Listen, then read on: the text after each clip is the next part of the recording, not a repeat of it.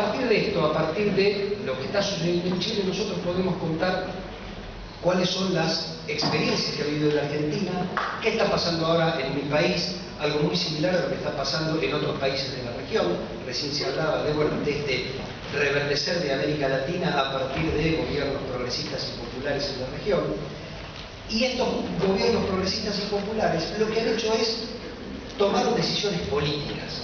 Y esas decisiones políticas, entre las que se incluye el financiamiento educativo por parte del Estado, lo que ha hecho es establecer una escala de valores. Esto es, ¿qué vale más, qué vale menos y por qué? Y entonces, los derechos humanos como categoría son esenciales para el ser humano y dentro de estos derechos humanos está el derecho a la educación. La Argentina tiene una larga tradición de financiamiento estatal en la educación. Recién hablabas del positivismo, lo mismo sucede en Uruguay. El financiamiento educativo por parte del Estado en la Argentina es del siglo XIX y concretamente la escuela gratuita para todos es de 1884. Digamos, cuando se le quita a la Iglesia el manejo de la educación primaria, el Estado positivista de aquel entonces funda dos leyes fundamentales. Una, la 1420, que habla de la educación gratuita, gradual y laica. Y la otra ley, que fue también de esa época, que se llamó la Ley Laínez, como reconoce que el conjunto de las provincias no podían sostener la educación pública de manera igualitaria, no era lo mismo en la ciudad de Buenos Aires que un pueblo en Jujuy. Entonces, a través de la Ley Laínez, lo que se hizo fue nacionalizar las escuelas, es decir, las escuelas dependían del gobierno nacional, a pesar de que nuestra Constitución, que es federal, decía que las escuelas dependían de las provincias.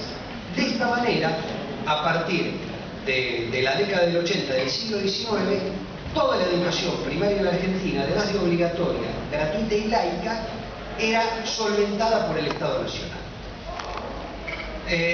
El segundo proceso transformador importante que tuvo Argentina, bueno, repitió de la misma manera la escuela secundaria. La escuela secundaria también era gratuita, gradual, laica y nacional. El otro hito importante de la educación argentina es la reforma de 1918 que consagra el cogobierno y la autonomía. Quiere decir que en mi país se estructuró el sistema educativo primario y secundario y también el universitario con un financiamiento exclusivo del Estado. De hecho, hasta la década del 60 no había universidades privadas, recién se permitieron a partir de una gran discusión que se dio en el año 1959.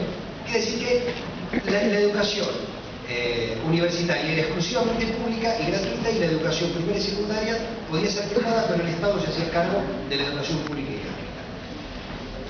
¿Qué sucede en la Argentina a partir de la década del 90 con los paradigmas que aquí se han dicho? Bueno, hay un quiebre en el sistema educativo.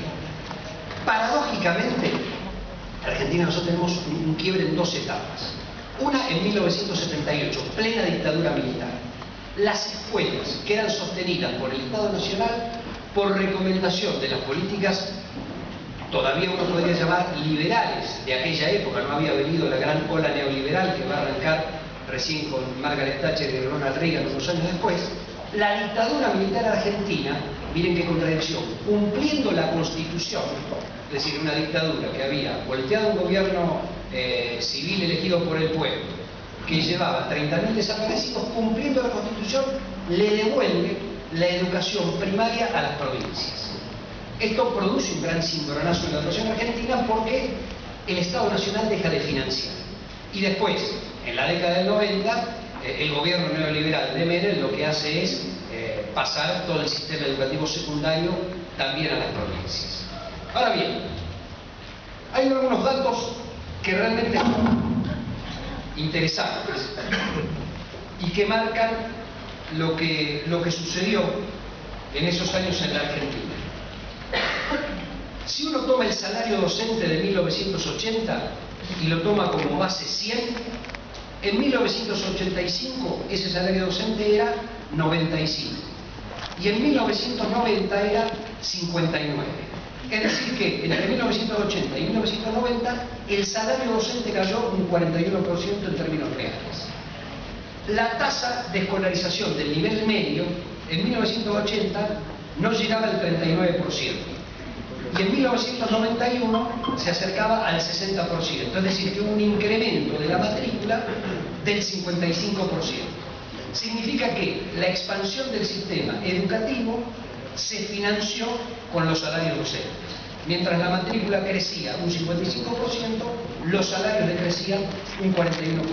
Y esto se mantuvo así más o menos hasta el año 2002. Hay otros datos que también son interesantes.